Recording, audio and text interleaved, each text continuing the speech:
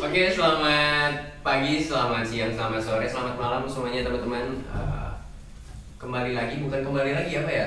Selamat datang di konten Dia Talk, talking bersama si Dia, kayak gitu. Nah, oke, jadi di sini kita akan diskusi-diskusi kecil gitu, akan ngomong-ngomong seputar virus corona gitu yang sedang happening. Ya, happening di tahun ini. Dan gue gak sendirian. Di samping gue ada Bro Cesa. Ini Bro Cesa. Terus di sampingnya ada Bro Rifki. Terus di sampingnya lagi ada Bro Ajis gitu. Halo, selamat malam, selamat pagi, selamat sore. Gimana kabarnya nih? Aman. Baik. Gimana? Sejauh ini belum positif. Belum positif. Ini masih aman. Corona masih jauh. Corona masih jauh. Oke. Nah, terkait virus corona sendiri, langsung aja ke materi ya gitu. Nah, dari teman-teman sendiri tahu gak sih perbedaan antara virus dengan bakteri? Virus corona. Kan virus corona berarti kan jenisnya corona kayak gitu. Ya. Dari basicnya dulu nih, dari virus itu apa, bakteri itu apa? Tahu gak sih teman-teman? Harusnya sih saya tahu, soalnya saya anti Pak. Tapi saya kayaknya tahu deh Pak. Gak tahu. Aduh, kalau gua sorry ya, gua bukan lulusan IPA. Bukan lulusan IPA, oke. Padahal SMA sekelas ya. Dari Bro Aji sendiri. Virus sama bakteri. Kalau virus kan itu biasanya dari penyakit hewan kan. Penyakit dari suatu makhluk hidup lah intinya gitu. Kalau bakteri kan biasanya dari kotoran-kotoran. Ya setahu gua sih gitu. Oke. Kalau virus bakteri. Nah, jadi perbedaan virus dan bakteri itu dilansir dari halodoc.com kayak gitu.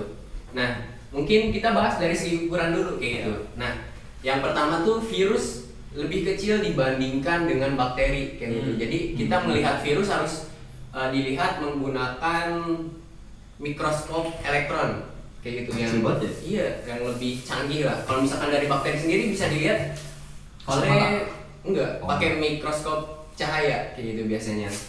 Nah, si virus ini jadi virus itu tuh berbentuk protein kayak gitu.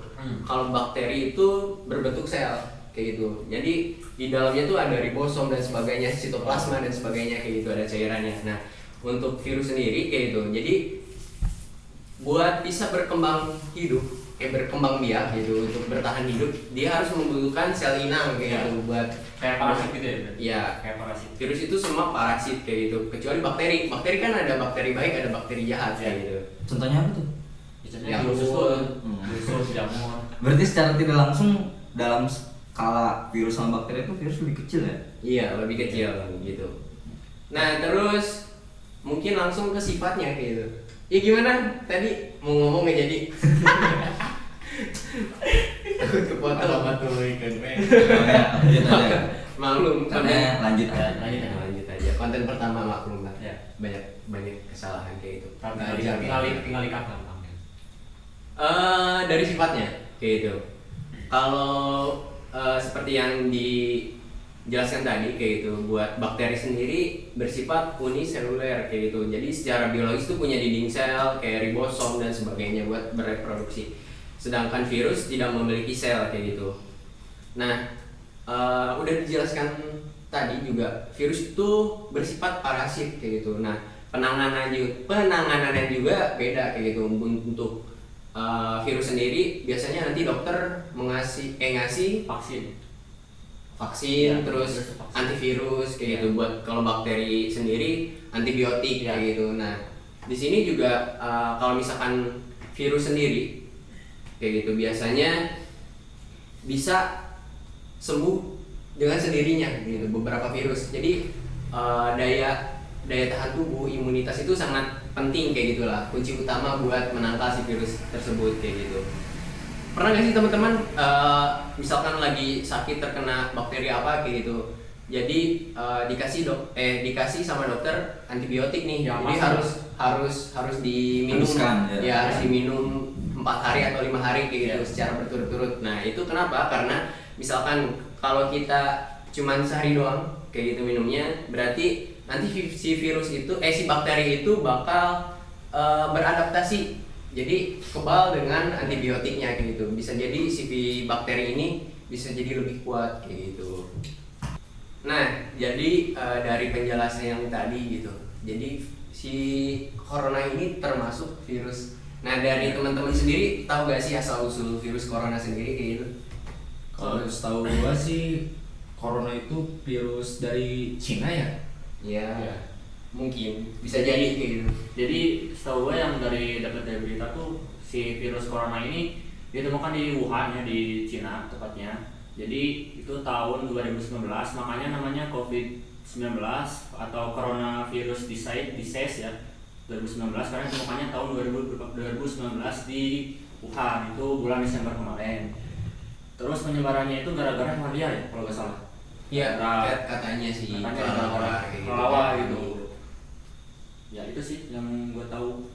Kalau lu Ces di mana Ces? Paling ya yang gue baca juga ada referensi kayak gitu, katanya sih virus corona ini asal masalahnya dari pasar ikan itu yang di Wuhan ya. Iya. Dan ya Oh. tanpa Di pasar ikan ada kelelawar. Ya maksudnya pasar hewan Pasar liar. hewan mungkin Pasar ya. liar. Pasar hewan mungkin Iya. ya, bukan pasar ikan. Pasar hewan liar ya maksudnya. ya di pasar hewan liar itu yang notabene kita bisa menimbulkan kalau pasar itu mungkin dapat dikatakan jorok lah ya. Iya, iya. Kurang lebihnya kayak gitu. Kalau misalnya ya pasarnya nggak swalayan, nggak bukan Iya. tersebar kayak gitu-gitu. Tapi Makanya Intinya nggak higienis aja gitu sih tempatnya. Tapi anehnya ya, waktu gua main ke Manado ya, ke pasar hewan gitu ya, kayak di Wuhan gitu ya. Kok di Manado nggak itu apa? Nggak terjadi. Ya nggak terjadi virus corona itu dari kelelawar gitu ya. Nah, berarti itu dapat dipertanyakan. Juga sih ya. Parah itu ya. Terus si virus itu sendiri menurut track recordnya tahun 2000 sekian itu pernah terjadi di Saudi Arabia kan katanya. Saudi Arabia itu pernah jadi virus corona itu, cuman Oh, berhasil- MERS ya, kalau nggak salah MERS. Pokoknya enggak, virus corona itu namanya. Soalnya itu emang ditemukannya di Saudi Arabia itu pernah ada virus corona. Kalau MERS itu beda lagi tahunnya. Tahun Sama 2000. SARS gitu. Ya, ada di ya. Indonesia. Sebenarnya Bukan. Yang gua baca ya, kalau yang di Saudi Arabia itu kan yang dari unta itu ya. itu MERS sih. Yang kan MERS itu kan artinya Middle East Middle East ada coronavirus itulah Ya. dunia. Mungkin bisa langsung di searching versi apa nih. karena gua nggak tahu. Enggak. Karena ini ngalor ngidul gitu bahasanya. Ya, Setahu kita aja gitu. Sepengetahuan kita. Ya. Balik lagi ke corona. Balik lagi ke corona. Nah, di sini mungkin kita udah tahu ya, pemerintah udah melakukan beberapa upaya atau tindakan secara langsung buat menanggulangi si coronavirus ini kayak gitu. Nah, dari teman-teman sendiri kayak gitu, bagaimana sih tanggapan buat teman-teman nih terkait langkah nyata dari pemerintah sendiri kayak gitu? Oke, gini. Kalau menurut gue sih pemerintah itu cukup cepat ya tanggap belajar dari negara-negara lain yang sudah mengalami penyebaran yang lebih cepat. Kita dapat ngambil contoh dua negara maju yang dapat dikatakan negara ini udah istilahnya di atas lah jauh dari Indonesia, negara Italia misalnya. Di sana Italia juga cukup meremehkan sih dalam artian ada virus tapi rakyatnya tidak terlalu menghiraukan itu sampai pada akhirnya ya terjadi wabah besar-besaran. Italia sampai ada korban yang banyak banget sampai ya kita katakan mungkin Italia gagal menanggulangi dengan cekatan. Nah, kemarin juga baca ya dari berita di Line Today gitu. Ya. Jadi korban yang meninggal tuh di Italia hampir sama dengan di Wuhan, Cina kayak gitu. Malah sudah melebihi. Hmm. Sudah melebihi Wuhan di Cina. Malah sekarang angka tertinggi kematian sama yang terjadi itu di Italia sebenarnya. Nah. Karena memang di sana banyak tempat-tempat wisata, terus emang si masyarakatnya itu tidak cepat tanggap dalam menanggulanginya. Misalkan ada di sana kan lockdown kan, di sana juga lockdown aturannya. Cuman masyarakatnya masih ada yang di luar, masih ada yang di kumpulan-kumpulan kayak gitu, di perkumpulan kayak gitu. Jadi ya itulah kenapa Italia sekarang marak terjadinya di Italia gitu. Nah, beda halnya sama Korea. Kita bisa berkaca ke Korea kalau misalnya Indonesia pengen Ntar dulu, Korea mana dulu? Di Oh, iya. utara atau selatan? Korea Utara. Kita lihat Korea Utara. Korea Utara. Mereka cukup apa ya, tanggap lah kita bisa, kalau misalnya Indonesia bisa mengikuti langkah-langkah dari Korea, insya Allah wabah corona ini bisa cepat selesai kayak gitu. Cuman itu Korea Utara ya. Kalau misalkan Korea Selatan yang sekarang kan Indonesia kemarin memilihnya buat lockdown tuh yang 2 minggu itu. Nah baru-baru ini Presiden Jokowi memutuskan buat rapid test kan. Nah itu dari Korea Selatan. Dari Korea Selatan kenapa angkanya dari grafiknya itu tadinya nanjak gitu, jadi turun karena kan virus corona di Indonesia ini seperti fenomena gunung es kan. Jadi yang kelihatan itu permukaannya doang. Jadi si bawahnya itu belum kelihatan. Makanya Indonesia lagi memilih buat mengadakan rapid test itu. Jadi biar semuanya kelihatan siapa aja yang terinfeksi virus, biar penanggulangannya itu lebih cepat gitu sebenarnya. Kalau menurut gua sih pemerintah Indonesia ya kurang cepat tanggap ya. Oke. Karena semenjak virus itu terjadi di Wuhan ya, pemerintah kita ya masih biasa-biasa saja lah ya. Kurang gesit gitulah ya. Cuma baru-baru sekarang kan benar-benar serius menanggapinya ya. Di situ juga gua baca sih referensi, katanya ada beberapa orang penting tuh Indonesia katanya bilang corona tidak bisa sampai ke Indonesia katanya kayak gitu, gara-gara ya mereka mungkin terlalu meremehkan hal ini, sampai pada akhirnya ya kita lihat aja kondisinya sekarang. Bahkan mungkin Indonesia kalau kita bicara seiring berjalannya waktu mungkin bisa lebih parah kalau misalnya kita gini-gini aja. Itu yang gua takutkan. Menurut hasil riset gua lupa lagi. Jadi Indonesia tuh dalam waktu 2 minggu ke depan atau beberapa minggu ke depan kasusnya itu bisa sampai 100 ribuan kalau nggak salah itu. Oh itu gue baca juga, itu riset profesor di ITB. Dia udah mecahin algoritma si virus corona ini, katanya ya kalau misalnya kita nggak ngelakuin langkah-langkah yang memang seharusnya kita lakukan proseduralnya ya bisa-bisa melonjak virus corona ini. Lebih parah lagi Indonesia tuh. Dan sekarang juga kan meningkat tajam ya di Indonesia ini, dari 2 kasus sekarang jadi berapa sih? 980-an kalau nggak salah. Dalam waktu 2 minggu ya? 890 itu sekarang hari ini ya, per hari ini sekarang tanggal berapa sih? Tanggal 26 ya, per 26 Maret sekarang udah 890-an kalau nggak salah. Yang ini yang terinfeksinya, kalau misalkan yang meninggal 78, terus yang sembuhnya 35 orang itu cukup. Per 26 Maret. Ya cukup besar juga ya tingkat kematian. Itu emang kenapa Indonesia sekarang si angka positifnya atau yang terinfeksi itu udah kelihatan, karena dari rapid test itu kan awalnya dari Jaksel tuh. Jaksel itu mulai rapid test, nah katanya yang terinfeksi terbanyak itu di Jaksel. Sama sekarang ada di Sulawesi Selatan itu. Jadi kenapa sekarang langsung melonjak tinggi? Karena emang udah kelihatan. Jadi kalian kalau misalkan udah ada gejala atau apa, kalian jangan bohong, kalian langsung tes buat kebaikan kita semua juga. Langsung lapor ke puskesmas terdekat, jangan ke mantri, jangan ke tempat-tempat dokter praktek, pokoknya langsung aja ke puskesmas yang udah ada si rapid testnya, atau seenggaknya bisa ngetes kalian positif atau enggak gitu. Jadi untuk kebaikan kita semua lah. Nah bahkan dari berita apa ya gue lihat sekilas gitu, jadi ada beberapa alat buat menanggulangi virus corona ini yang diimpor dari Cina gitu. Oh iya. Itu yang kemarin TNI itu ya? Yang TNI kemarin dari Cina. Barang ini made in Indonesia kayak gitu. Jadi kocak gitu. agak kocak juga gitu orang-orang Indonesia gitu ya. Di sini lagi membutuhkan, sekarang diimpor ke Cina balikin lagi ke Indonesia, diekspor ke Cina, diimpor. Dan yang lebih lawaknya itu katanya pemerintah itu dia tuh nulis katanya kita diberi bantuan oleh Cina. Dan tapi padahalnya faktanya di beritanya itu kita itu beli dari Cina. Bukan malah dikasih istilahnya, bukan, tapi malah kita yang beli. Padahal itu barang made in Indonesia. Gimana ceritanya tuh? Nah, ini juga ada beberapa hal-hal terkait tentang pencegahannya. Ini dilansir dari liputan6.com kayak gitu. Nah, di sini bisa dimulai dari rumah ke rumah kayak gitu. Kayak lagu Hindia, rumah ke rumah. Jadi kayak hand sanitizer, masker, vitamin, terus penyemprotan lingkungan secara menyeluruh juga itu mungkin bisa apa ya, bisa Mencegah membantu lah, lah, ya. mencegah kayak gitu. Sekarang juga apa ya istilahnya, masker juga udah sangat langka sekali Ya. ya teman-teman kalau Apalagi hand sanitizer tuh. Apalagi ini kan sekarang makin banyak tuh yang menimbun hand sanitizer, menimbun masker itu lebih parah lagi sebenarnya. Harganya jadi melonjak tinggi itu. Ya diusahakan lah buat kalian yang kenal atau misalkan yang tahu yang jualannya seperti itu, tolong ingatkanlah, kita sama-sama saling membantu, saling ya, membutuhkan. saling membutuhkan juga secara manusiawi lah. Sekarang kita keadaannya kayak gimana, jangan mentingin bisnis dulu lah.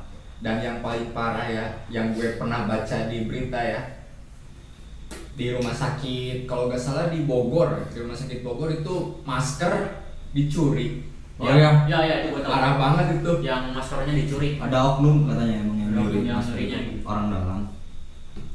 Ya itu sih yang gue garis bawain juga, kita ada di kondisi cukup berat, terus ya seharusnya kita lebih bisa memanusiakan manusia lainnya lah. Ya. lebih aware lagi, Lebih bijak lagi lah. Ironinya ada aja oknum yang memanfaatkan situasi seperti ini gitu ya. buat cuan-cuan Parah buat banget. Ya buat usaha kayak gitu. Nah terus mungkin langsung ke ini ya. Terus di selanjutnya juga ada di sini distribusi kebutuhan pangan harusnya bisa mudah terjangkau gitu. Ya. Nah di sini kita kemarin ada yang namanya Panic buying. panic buying gitu. Ya. Jadi Oh ya, panic jadi buying. si masyarakat ini tentang berbagai dari masukan berbagai berita gitu yang mungkin sangat menyeramkan gitu tentang coronavirus ini. Jadi si masyarakat ini istilahnya mengantisipasi dengan membeli makanan-makanan Ya. yang secara berlebihan kayak gitu. Nah sehingga dari situ ya untuk kita bisa membedakan dua masyarakat tingkat atas tingkat bawah.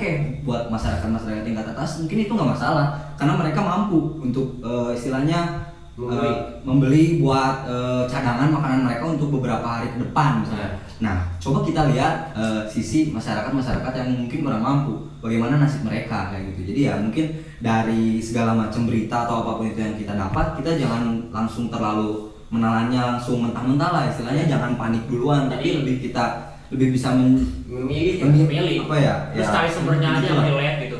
Jadi kalau misalkan ada berita-berita kayak gitu, mending kalian jangan langsung panik. Jadi cari dulu sumbernya dari mana, udah pasti atau belum. Kalau misalkan hoax juga itu kalian bisa kena pidana cuy. Jadi kalau misalkan kalian dapat sumber kayak gitu jangan langsung share-share gitu aja lah. Itu bisa aja kalian bikin panik orang gitu. Terkecuali diri kalian sendiri. Terus kan gue juga miris tuh lihat orang-orang kan lagi panik buying tuh di trolinya udah banyak gitu, udah banyak makanan, sedangkan di pinggirnya itu ada orang tua, nenek-nenek, kakek-kakek yang udah belia gitu, gak kebagian cuy. Nah itu udah lebih mirisnya itu juga. Jadi ya buat kalian yang sekarang lagi panic buying, buat nyetok makanan di rumah kalian, please lah untuk meminimalisir perekonomian di Indonesia itu. Kalian jangan sampai kayak gitu. Toh kalian diam di rumah juga gak akan sampai mati. Toh ini juga bukan kiamat zombie kayak gitu kan.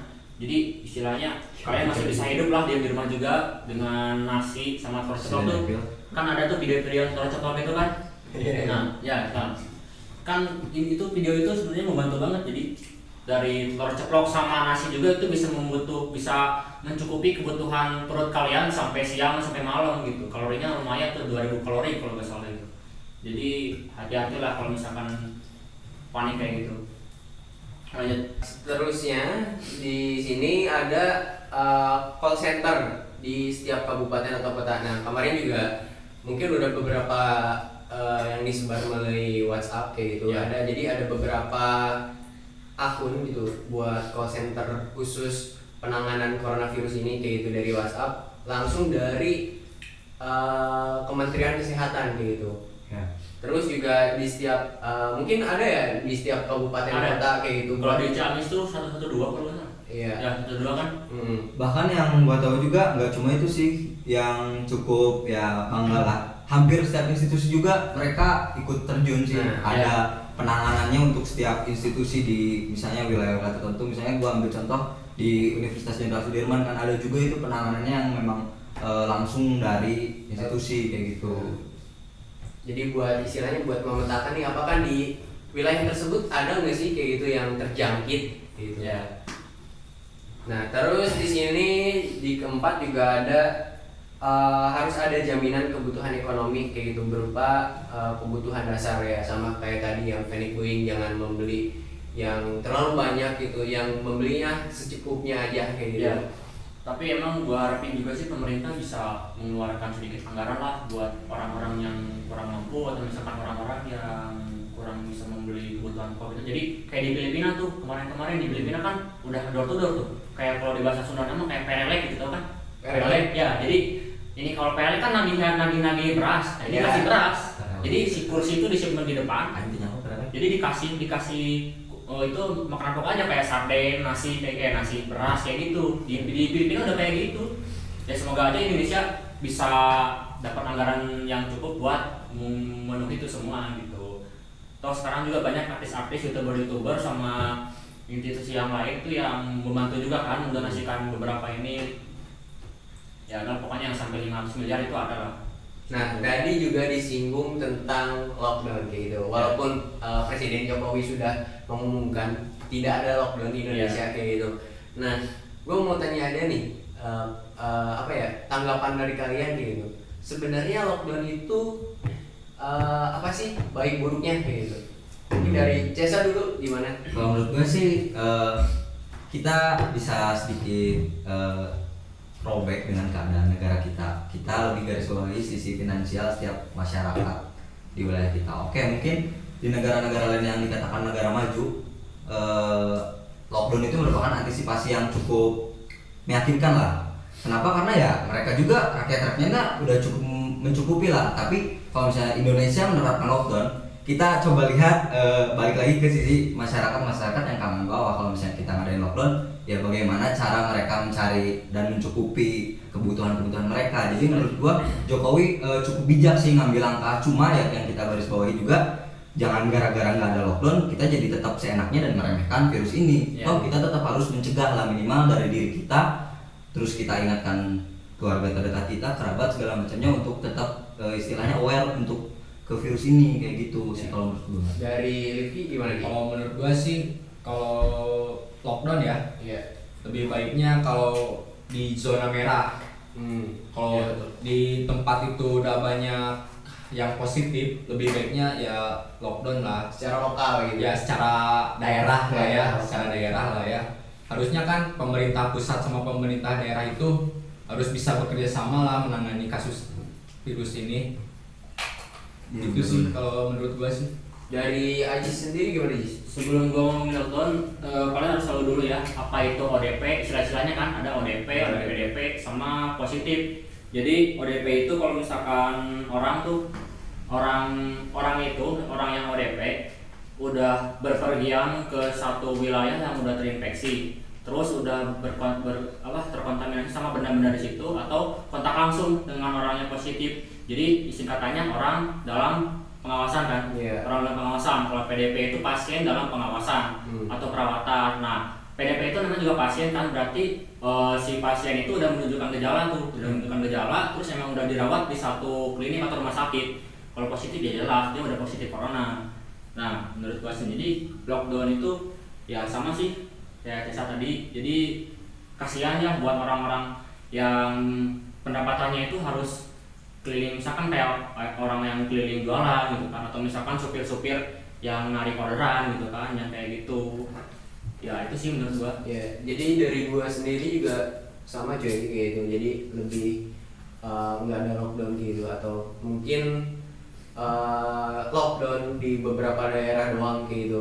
Cuman yang harus digarisbawahi juga ketika misalkan nanti lockdown gitu. Jadi kita harus punya harus punya persiapan sebelum lockdown tersebut, baik itu di daerah maupun di pusatnya sendiri kayak gitu. Contohnya dari distribusi makanannya bagaimana, terus distribusi obat-obatannya kayak gitu.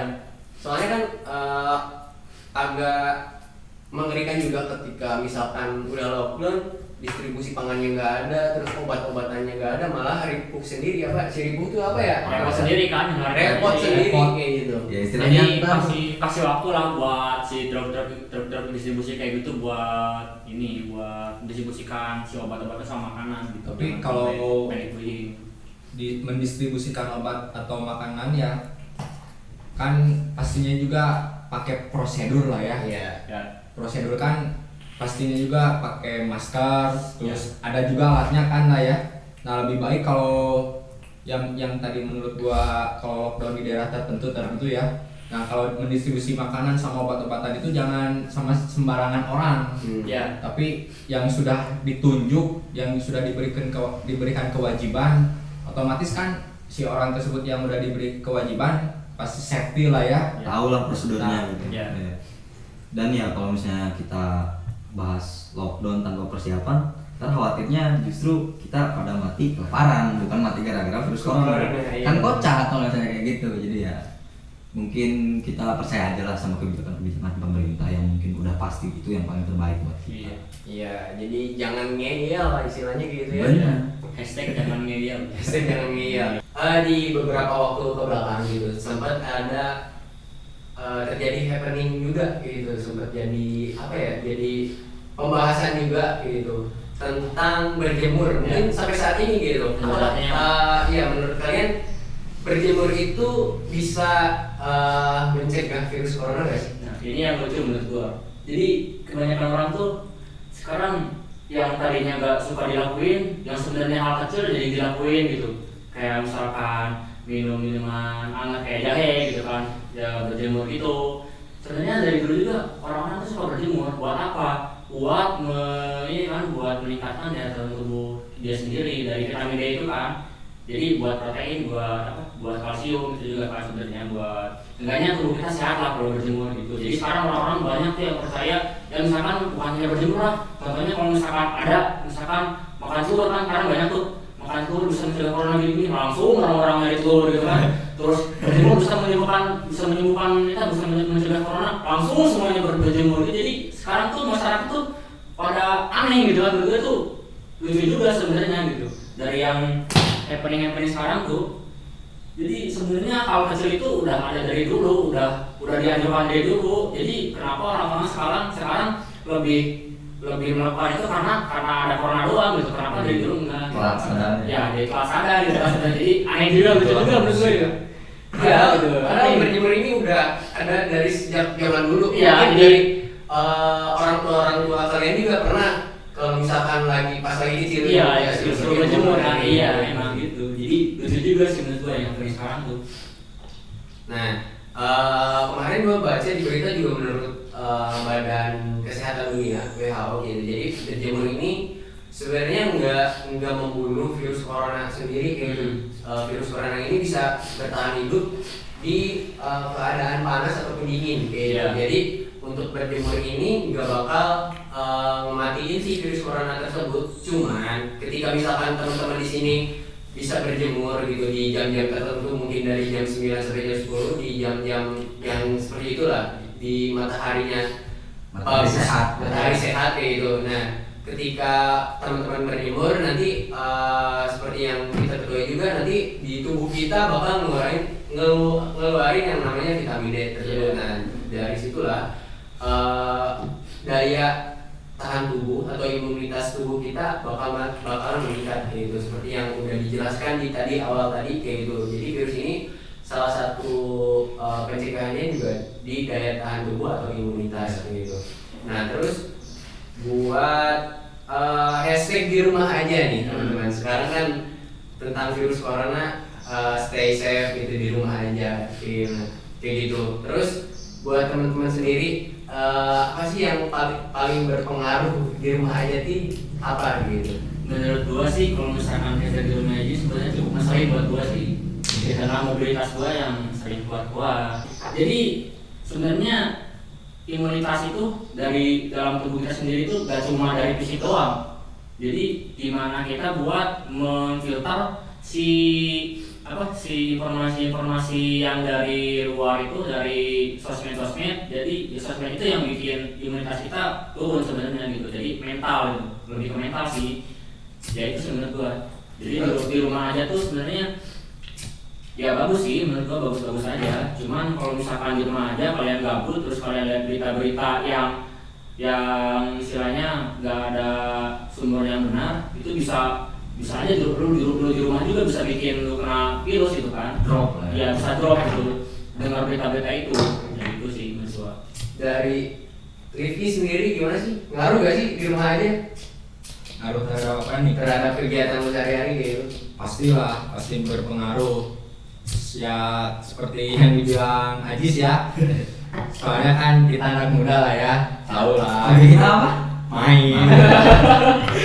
Nah, cuman di sisi lain ada bagusnya juga. Karena kan kita tahu kan sekarang lagi marak-maraknya ya virus corona itu kan tidak bisa diprediksi. Kan ya mungkin orang tua ya maklum lah ya, sedikit khawatir kan, nggak tahu kan di luar itu seperti apa keadaannya, bagaimana kan. Ditambah lagi sekarang ada virus corona juga. Nah, kalau menurut saya di rumah aja itu ya cukup bagus, efektif sih ya, bisa lah buat anak rumahan. Kalau anak main mah ini adalah kesempatan kalian ya buat para kaum rebahan, sedikit berguna buat negara gitu kan. Jadi kalian rebahan aja di rumah gitu, udah biasa. Jadi kalian stay di rumah aja ini sebenarnya buat anak-anak rebahan gitu, buat anak muda tuh. Ya gitu lah intinya. Ketika nanti 2050 ketika kita nanti sudah kakek-kakek gitu. Ya. Jadi kita Ada cerita, buat ada kita kebanggaan gitu. gitu nih. Dulu kakek pernah berjasa Iya, melawan betul. virus corona gitu. Dengan apa Ki? Dengan Rebahan. rebahan gitu. Gitu. Dari Bro Cesa gimana Cesa? Kalau menurut gue sih di rumah aja ini salah satu kebijakan pemerintah yang sangat efektif sih menurut gue. Kenapa gue bilang kayak gitu? Pemerintah sudah memikirkan segala macam sisi buruknya.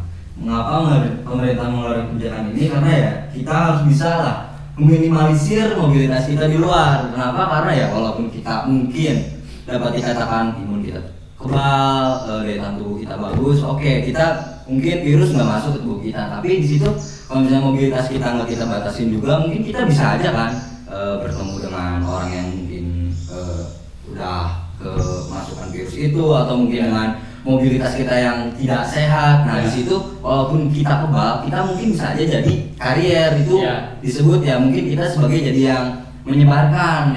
Nah itu di situ, jadi menurut gua di rumah aja ini cukup bagus sih, dan untuk cukup mengefektifkan masyarakat yang cukup bebel lah untuk dikasih tahu sekedar di rumah aja susah ngeyel. Nah, yang gue garis bawahi juga kenapa pemerintah mengeluarkan kebijakan ini yang terus berhubungan juga dengan kegiatan-kegiatan misalnya sekolah, anak-anak sekolahan, terus yang institusi juga segala macam aktivitas kita benar-benar diliburkan, karena ya itu di rumah aja itu sangat penting menurut gua. Nah, yang gua pengen garis bawahi lagi, kocaknya rakyat Indonesia ini diliburkan malah liburan.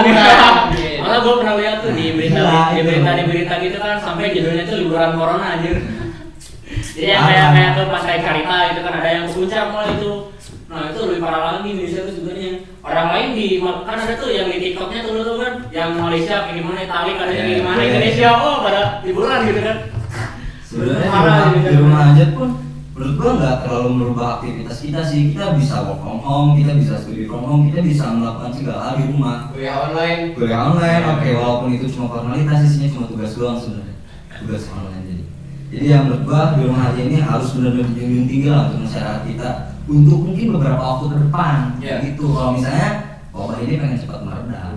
Jadi intinya jangan ngeyel lah, ikutin aja gitu atau kata pemerintah yang baik-baiknya gitu. Nah mungkin minimal apa tadi? Ya minimal jangan sampai kalian datang ke tempat keramaian atau meramaikan suatu keadaan gitu kan. Jadi itu sebenarnya penyebarannya lebih beresiko lagi kalau misalkan di tempat ramai kayak gitu. Sebenarnya gitu sih. Ya mungkin terakhir nih harapan kalian nih buat kejadian ini gitu buat kedepannya Indonesia pengennya kayak gimana gitu dan sebagainya. Tentunya pengen sehat lah. Ya. Dari Cesa dulu gimana Cesa? Jadi sih gue pernah baca nih, katanya bagaimana kalau sebenarnya virus corona ini merupakan obat untuk dunia dan bahkan manusia lah yang virusnya. Ya coba kita pikirkan baik-baik. Oke, kita manusia do all ya melakukan hal yang menurut kita itu menyenangkan segala macam tanpa memikirkan efek jangka panjangnya untuk dunia ini. Nah dari situ kita bisa belajar sih, ambil hikmahnya. Mungkin corona ini bisa sedikit membantu dunia recovery lah, dunia istilahnya istirahat sejenak dari hiruk-hiruk kehidupan yang cukup keras ini. Jadi harapan gue ke depannya ya dengan adanya virus corona ini ya mudah-mudahan dunia bisa menjadi kembali sehat, pulih tanpa polusi ya segala macam lah. Terus Indonesia bisa istilahnya lebih bijak, rakyat-rakyatnya tentunya, karena ya di balik kejadian apapun itu pasti ada hikmahnya. Tapi ya gue berharap corona ini cepat selesai dan cepat pulih lah Indonesia ini, karena gue cukup sedih sih kalau misalnya mikir Ramadan ini kita masih ada corona, masa kita tarawih harus selalu di rumah sepi segala macam. Gue nggak bisa bayangin gitu, kayak gitu sih harapan gue. Ya. Dari Rifki sendiri gimana Ki harapannya? Harapannya ya lebih baik lagi. Udah. Lebih baik lagi dari Aisyah nih. Kalau menurut gua sih harapan gua buat Indonesia dulu aja ya, buat pemerintah Indonesia bisa lebih cermat lah buat si pengidap yang pasien-pasien gitu. Jadi kalau misalkan sekarang misalkan di satu daerah itu ada yang terjangkit atau misalkan ada pasien yang udah ada di dirawat tuh. Jadi lebih keamanannya itu lebih dijaga lah, soalnya kan banyak sekarang tuh yang malah kabur kan, yang sekarang malah yang positif kayak ojol, kayak segerangkot kan masih berkeliaran lah. Jadi penindakan buat orang-orang seperti itu lebih bijak lagi lah, jadi supaya penyebarannya itu tidak makin besar lagi gitu untuk yang pertama. Yang kedua, untuk pemerintah juga ya setengahnya kalau misalkan pemerintah sekarang memilih untuk memakai hashtag di rumah aja, si distribusi bahan pangan sama obat bukan obat sih, kayak tes ini kan tes rapid test corona lebih disebarluaskan lagi lah.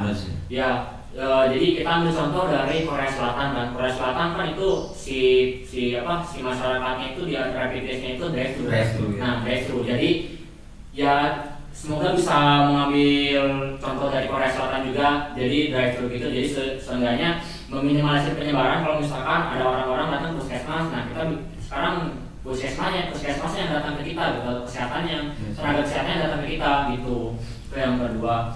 Yang ketiga, lebih ditindak lagi untuk orang-orang ngeyel gitu, orang-orang yang berkerumun. Ya kayak kita lah, karena masih anak muda. Ya kita juga merasa sih sebenarnya. Cuman ini buat umum lah ya, buat umum. Kayak misalkan sekarang banyak tuh yang mengadakan pernikahan lah, mungkin ya sebenarnya itu terserah sih kan, itu mungkin ada yang orang kebetulan nikah juga kan. Cuma seenggaknya lebih ditanggulangi lagi lah soal perizinan segala macamnya gitu. Jadi lebih baik mencegah untuk kebaikan bersama gitu buat orang-orang kayak gitu. Terus orang-orang yang kayak di universitas mana gua pernah lihat, jadi itu ngadain orang-orang lagi ini malah ngadain konser gitu kan di situnya. Jadi acara-acara kayak gitu yang harus ini lagi buat mencegah penyebarannya lebih luas lagi gitu. Terus untuk masyarakat Indonesia sendiri, tolonglah ikuti arahan dari pemerintah, ikuti arahan dari Menteri Kesehatan atau Dinas Kesehatan, ya jangan sampai kalian ngeyel lah, gua mau kuat ini fisiknya, gua mau gak akan terjadi corona gitu. Jadi kalian jangan sombong, jangan sampai takabur. Ya ini emang penyakit dari Tuhan juga kan, penyakit bawaan dari Tuhan. Jadi ya mungkin kalian misalkan sekarang udah kuat-kuat isi segala macam, tapi akhirnya kena corona juga. Ya itu kita kan tidak pernah tahu. Makanya kalian harus bisa mencegah atau menanggulangi si virus ini dengan arahan pemerintah gitu, sampai ngeyel gitu. Ya minimal di rumah juga kan kalian bisa kumpul sama keluarga, yang tadinya nggak bisa kumpul, sekarang bisa kumpul sama keluarga. Yang tadinya kalian di rumah tuh cuma beberapa jam, cuma pagi keluar, sekarang ngobrol. Nah sekarang bisa 24 jam. Jadi seenggaknya ada quality time, ada hikmahnya juga dari setiap kejadian gitu. Jadi setidaknya gak cuma buat dunia, tapi buat kalian juga, buat diri kalian sendiri juga gitu, yang tadinya kerja rodi atau misalkan kuliah segala macam apa pusing sama hirup-pikuk dunia gitu, kalian bisa beristirahat sejenak gitu kan. Ya. Ya itulah hikmahnya dari adanya pandemi ini gitu sebenarnya. Ya, mungkin Oh ya, sebenarnya ya pesan dari saya intinya jangan takut beribadah, tetap kalau bisa di masjid. Kita harus lebih dekat sama sang pencipta ya. Soalnya kan virus ini diciptakan olehnya. Masa kayak gara virus corona sekarang masjid Kosong ya. jadi kosong, Jumatan diganti jadi sholat zuhur. Ya. Kalau bisa ya lebih dekat lah, kan ada pepatah ya, rumah Allah itu lebih aman. Ya. ya itu sih buat teman-teman semua gitu. Mungkin bisa ngambil pelajaran positif atau hal positif lah dari obrolan diskusi kita ini kayak gitu. Nah jadi mungkin harapannya juga dari gua sendiri ya, masyarakat di rumah, teman-teman di rumah di sini kayak gitu bisa lebih patuh terhadap pemerintah, terus bisa lebih bisa mendekatkan diri juga oleh sang pencipta kayak gitu. Terus mungkin buat pemerintahnya sendiri bisa lebih dekat juga dengan masyarakat gitu, bisa lebih aware juga dengan masyarakat kayak gitu. Nah mungkin segitu aja konten kali ini, konten Giatalk. Jika ada saran, komentar, sama koreksi bisa langsung aja tinggalkan di bawah ini kayak gitu. Mungkin bisa lanjut ke video selanjutnya, ditunggu aja. Insya Allah ada lah, insya Allah ada. Jangan lupa ya. Mudah-mudahan. Ya kita tunggu aja lah. Lagian kan ini mengisi kegabutan kita juga kan. Ya, seenggaknya kan kita bisa mengisi waktu kita buat Di rumah konten aja. ini ya, Di di rumah rumah aja aja. bikin konten. Ya. Ini di rumah. Terima kasih and see you. See you. Assalamualaikum warahmatullahi wabarakatuh.